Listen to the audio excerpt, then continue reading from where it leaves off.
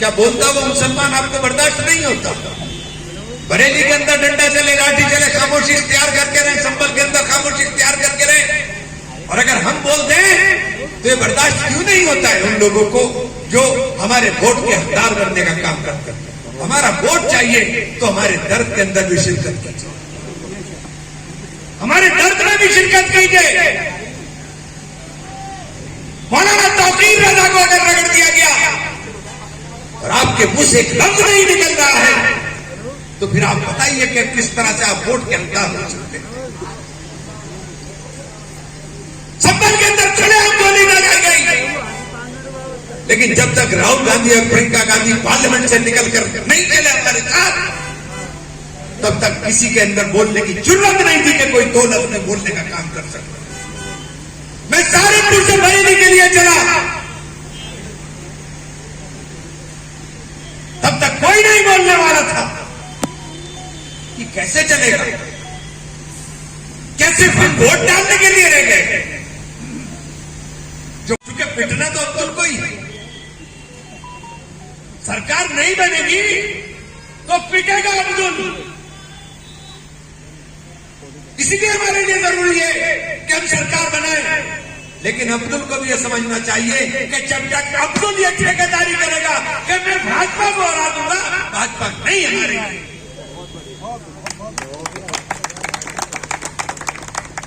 ये जिम्मेदारी पंडित जी की होगी, ये जिम्मेदारी यादव साहब आपकी होगी कि आगे झंडा लेकर के चलिए, हम तो पीछे चल ही रहे, चलिए आगे झंडा लेकर के,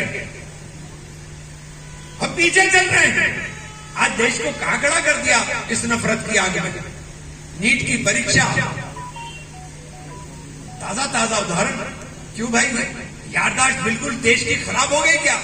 सीबीआई जांच पे बहुत सारे लोग खुश हो रहे हैं। पहले बताओ 2024 के अंदर जो परीक्षा के अंदर सीबीआई जांच हुई थी उसमें क्या कार्रवाई हुई? कोई कार्रवाई नहीं। जो पहले सीबीआई जांच हुई उसमें कोई कार्रवाई नहीं, क्योंकि सीबीआई तो आपका तोता है, वो तो आपके तोते की तरह बोलता है। देश के अंदर त्याग मांगा जा रहा है, त्याग किया जा रहा है। त्याग कौन करेगा? त्याग करेगी जनता, राज आप करेंगे। आप कह रहे हैं कि तेल ना खर्च करो, डीजल ना खरीदो, पेट्रोल ना खरीदो। अभी गुजरात में एक आयोजन के ऊपर आपने 3 लाख लीटर से ज्यादा तेल उड़ा दिया। 3 लाख लीटर तेल लगा है एक आयोजन के ऊपर।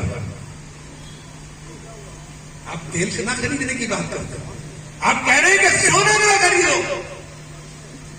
हाँ, इंदिरा जी ने भी कहा था कि सोना मत खरीदो, मैं कह रहा हूं कहा था, लेकिन इंदिरा जी ने जब कहा था, जब इंदिरा जी ने अपना एक तेवर देश के लिए दान करने का काम कर दिया था, वो 3 लाख। लाल बहादुर शास्त्री ने कहा था एक वक्त काम छोड़ दो, एक दिन पहले अपने घर के अंदर किचन बंद करा दिया था कि खाना नहीं खाया जाएगा। ये लाल बहादुर शास्त्री ने कहा था। आपने क्या किया? लोगों से दान करा दो। अभी तो कहा है कि मत खरीदो, और कल को कह देंगे कि जितना है सब दान कर दो देश हित के अंदर, राष्ट्र हित के अंदर। राष्ट्र हित की आपको समझ में आती है? अगर राष्ट्र हित समझ में आता तो एक दोस्त जिसका नाम ईरान है, जिसने पूरी दुनिया को दिखा दिया कि ताकत क्या होती है, वो ईरान हमारा उस वक्त दोस्त रहा जब यूनाइटेड नेशन के अंदर पाकिस्तान के मुकाबले ईरान हमारे साथ रहा। वो पाकिस्तान जैसे गद्दार मुल्क के मुकाबले हमारे साथ खड़ा रहा। लेकिन आपने क्या किया? आप पहन के आए नेतन्याहू की माला, आपने पहनी नेतन्याहू की माला। नतीजा क्या है कि देश को खतरा है, वरना हॉर्मुज, स्ट्रेट ऑफ हॉर्मुज से हमारे जहाज निकलते रहते, हमें दिक्कत ना होती, क्योंकि हम गुटनिरपेक्ष थे, हम विश्वगुरु थे। तुमने कहां खड़ा कर दिया ला करके? वार्ता कौन करा रहा है? जो आतंकवाद का सबसे बड़ा पोषक देश, वो वार्ता करा रहा है।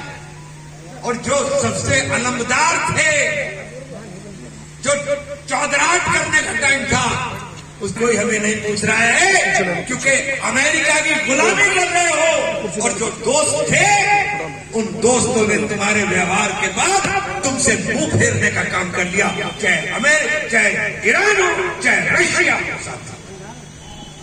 लेकिन आपको सोचना नहीं है मुल्क के लोगों को। मुल्क के लोगों को तो नफरत के अंदर बह रहे हैं। मुझे बताओ कौन सा तरीका है 25 करोड़ मुसलमान को इस देश से निकालने का? वो फार्मूला जरा बीजेपी से पूछ के बता दो कि 25 करोड़ मुसलमान यहां से निकल सकते हैं क्या? अगर नहीं निकल सकते तो मुख्यधारा से क्यों हटाना चाहते हो? क्यों नफरत हो करके लोगों को भाई से भाई को लड़ाना चाहते हो? अब तो सरकारें बन गई आपकी। अब बताइए आप कितने बांग्लादेशी बांग्लादेश के अंदर, बंगाल के अंदर है? सरकार आपकी है। आसाम में सरकार 15 साल से आपकी है। कितने लोगों को आपने डिटेंशन कैंप में भेजा? कितने लोगों को आपने आइडेंटिफाई किया? है ही नहीं तो आइडेंटिफाई कहां से करेंगे? एक को भेजा था बांग्लादेश, हाई कोर्ट ने वापस बुलाया, हाई कोर्ट के आदेश पर वापस आई। लेकिन नफरत बांटनी है, देश की भोली जनता नफरत के अंदर आ जाती है। इसीलिए मैं कह रहा हूं कि लड़ाई लड़ने का समय आ गया है। अपने बच्चों के भविष्य को सुधारने के लिए सोचने का समय आ गया है। नीट की परीक्षा आउट हो गई, किसका नुकसान हुआ? मोदी जी का, अमित शाह जी का, या किसी और का नुकसान नहीं हुआ। ये गरीब लोगों का नुकसान हुआ जो देश के अंदर गरीब लोग हैं। 20-22 लाख लोगों ने परीक्षा दी, 22 लाख ने परीक्षा दी। आपके बच्चे ने, किसी ने परीक्षा दी क्या? कितने पैसे खर्च हुए? कम से कम 10,000 रुपए का खर्चा परीक्षा देने में होता है, फॉर्म भरने में, ये करने में, वो करने में। जो बच्चे का नुकसान हुआ वो अलग है, लेकिन 20 लाख गुना 10,000, जरा ये स्कैम कैलकुलेट करके देख लेना। विद्या भी नहीं समझ में आएगी। ये देश चल रहा है और लोगों की समझ में नहीं आ रहा है। लोग समझ रहे हैं कि हिंदू मुसलमान चल रहा है, हिंदू मुसलमान चल रहा है, नहीं चल रहा। ये नफरत सिर्फ इसलिए बांटी जाती है कि आप बुनियादी मुद्दों से ध्यान हटा करके उसकी तरफ लग जाए। वरना इनसे पूछिए, आप पूछिए इनसे कौन सा तरीका है मुसलमान को अलग करने? ये नाखून क्या जिस्म से अलग हो सकता? नहीं हो सकता। ये नफरतें तब तक बढ़ती हैं जब तक ये लोग जो फासिदवादी लोग हैं इनको कोई रास्ता नहीं मिलता। और मैं आपसे एक बात कहना चाहता हूं, हमारी पार्टी जीते हारे कुछ भी करे, लेकिन देश की उस गांधीवादी और अम्बेडकरवादी विचारधारा को मजबूती के साथ लड़ती रहेगी। संविधान के अंदर किसी प्रकार का छेड़छाड़ या किसी प्रकार के संविधान के अंदर जो ये बदलाव करना चाहते हैं, अपने प्राणों की आहुति लगा देंगे, लेकिन काम नहीं होने देंगे। आप सब साथियों का, कांग्रेस जनों, मैं आपसे कहना चाहता हूं कि मजबूती से खड़े होकर के झंडा थाम लीजिए, राहुल गांधी का झंडा थाम लीजिए, उस गांधीवादी विचारधारा का, उस अम्बेडकरवादी विचारधारा का।